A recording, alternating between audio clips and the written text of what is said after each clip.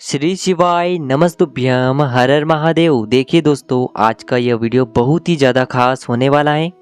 देखिए दोस्तों, नवरात्रि के पावन दिनों में आपको कुल देवी को अपने घर पर बुलाना है।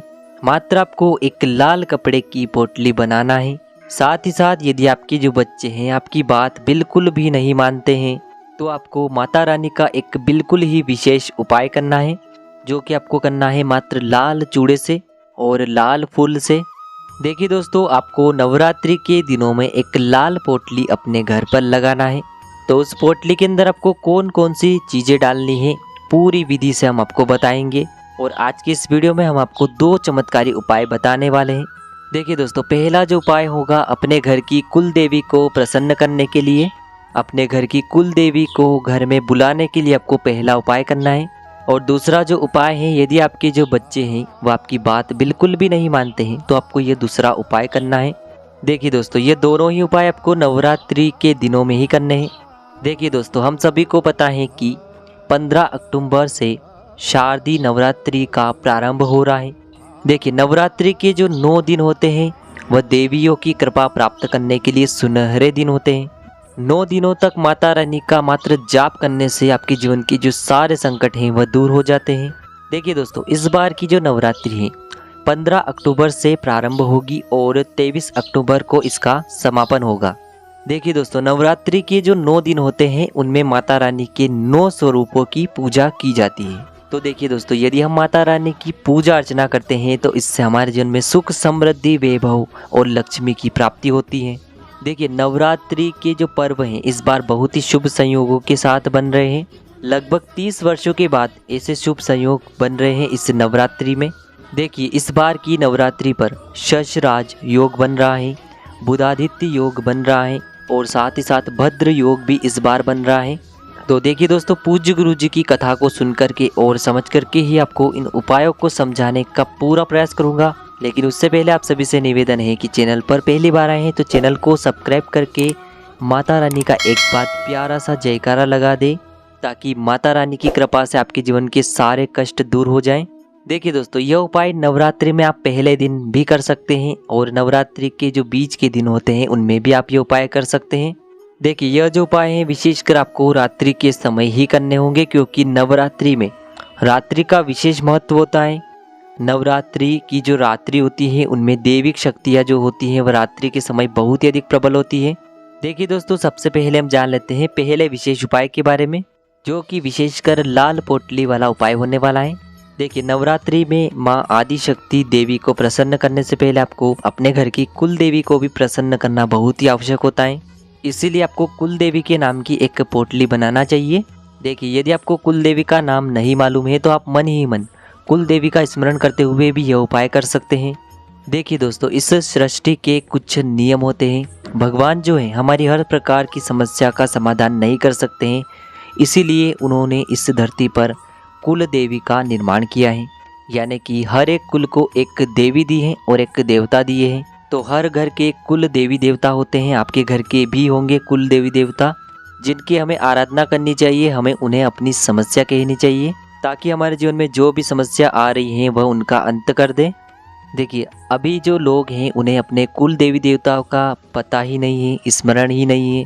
देखिए दोस्तों, हमारे शास्त्र कहते हैं कि यदि आपको धन की हानि लगातार हो रही है, आपके जीवन में हमेशा कष्ट बने रहते हैं, पीड़ा बनी रहती है, तो आपको अपने घर की जो कुल देवी होती हैं उसकी आराधना जरूर करनी चाहिए।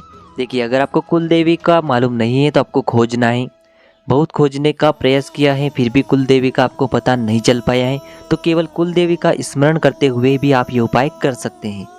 देखिए दोस्तों, हमारे शास्त्र कहते हैं कि यदि हम अन्य देवी देवताओं को भोग लगाते हैं और हमारे कुल देवी देवताओं को यदि हम भूल जाते हैं तो वह हमसे बहुत अधिक रुष्ट हो जाते हैं।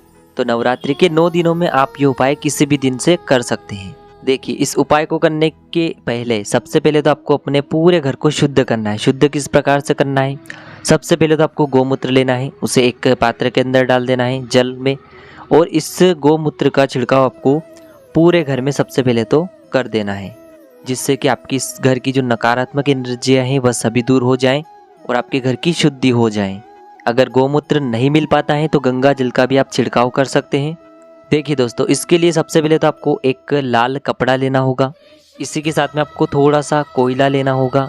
साथ में आपको एक हल्दी की गांठ लेनी है। हल्दी आपको खड़ी लेनी है, एक गांठ हल्दी की लेनी होगी।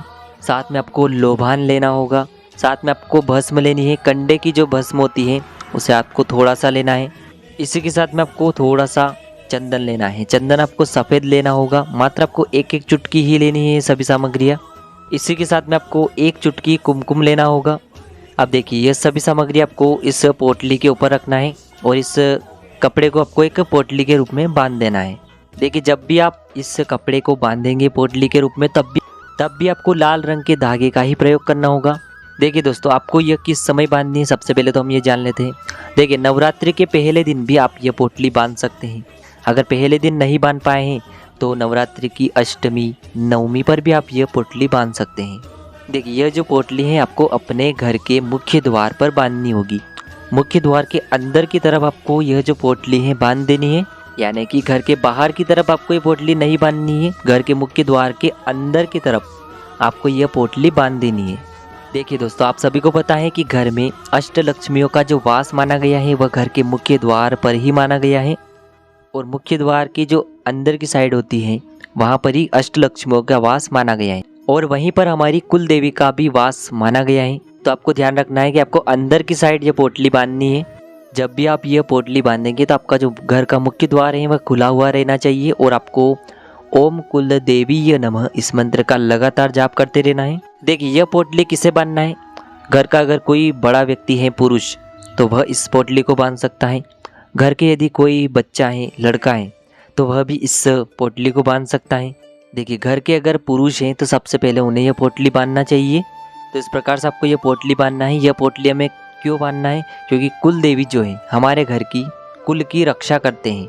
जब भी आप उनका स्मरण करते हुए यह पोटली बांधते हैं तो उन्हें पता चलता है कि जो मेरे बच्चे हैं वह मुझे याद कर रहे हैं, स्मरण कर रहे हैं और वह आपके जो घर में दौड़ी चली आती है। तो इसीलिए आपको ये पोटली बांध देनी है। केवल आपको यह जो पोटली है नवरात्रि के दिनों में ही बांधनी है। तो दोस्तों, इस प्रकार से आपको इस पोटली को अपने घर के मुख्य द्वार पर बांध देना है। आपके जो भी कुल देवी देवता होंगे वह बहुत ही अधिक प्रसन्न होंगे। आपके सारे बिगड़े कार्य बनने लगेंगे। देखिए दोस्तों, अब हम बात कर लेते हैं दूसरे उपाय के बारे में। यदि आपके बच्चे गलत संगत में जा रहे हैं, आपकी बात वह बिल्कुल भी नहीं मानते हैं या फिर आपको संतान संबंधित कोई भी परेशानियां हैं, संतान सुख आपको नहीं प्राप्त हो पा रहा है, तो आपको यह चमत्कारी उपाय करना चाहिए। देखिए, इस उपाय के लिए आपको 1 चम्मच लाल चंदन लेना है। यानी कि 1 चम्मच जो है लाल चंदन आपको किसी भी कागज के अंदर एक पुड़की बांध लेना है। अब इसी के साथ में आपको लाल चूड़ियाँ लेनी है। लाल चूड़ी आपको मात्र 4 लेनी है। अब इसी के साथ में आपको लेना होगा एक लाल रंग का फूल। यदि आपको गुड़हल का फूल मिल जाता है तो बहुत ही सर्वोत्तम होता है, क्योंकि माता रानी को गुड़हल का फूल बहुत ही अधिक प्रिय होता है। यदि गुड़हल का फूल नहीं मिल पाता है तो आप अन्य किसी भी पुष्प को ले सकते हैं। केवल आपको लाल रंग का ही फूल लेना होगा। अब दोस्तों, यह जो लाल चंदन है, लाल चूड़ियाँ हैं, लाल फूल हैं, इन्हें आपको किसी भी एक लाल कपड़े पर रखना है या फिर एक कागज के टुकड़े पर रखना है और आपको किसी भी देवी के मंदिर में पहुंच जाना है और यह जो सभी सामग्रियां हैं किसी भी देवी के मंदिर में आपको रख करके आ जाना है। माता रानी के सामने आपको ये सारी सामग्रियां रख देनी है और आपको प्रार्थना कर लेनी है कि जो मेरे बच्चे हैं वह सुधर जाएं। हमारे जो बच्चे हैं वह हमारी बात बिल्कुल भी नहीं मानते हैं, आप उनके ऊपर विशेष कृपा बरसाएं, इसे आपको कामना कर लेनी है। और ये सभी सामग्री आपको माता के चरणों में रख करके आ जाना है। केवल आपको ये सभी सामग्रियाँ वहीं पर रखी रहने देनी है, वापस नहीं लेकर के आनी है। तो बस इतना सा उपाय करना है, आपके जीवन की सारी समस्याएं दूर हो जाएगी। तो दोस्तों, इस प्रकार से आज की इस वीडियो में हमने आपको नवरात्रि के पावन पर्व पर किए जाने वाले 2 चमत्कारी उपाय बताए हैं। दोनों ही उपाय आपके जीवन की सारी समस्याओं का अंत करेंगे। यदि आपको उपाय से जुड़ा किसी भी प्रकार का सवाल है तो कमेंट में पूछ लें। श्री शिवाय नमस्तुभ्यम। हर हर महादेव।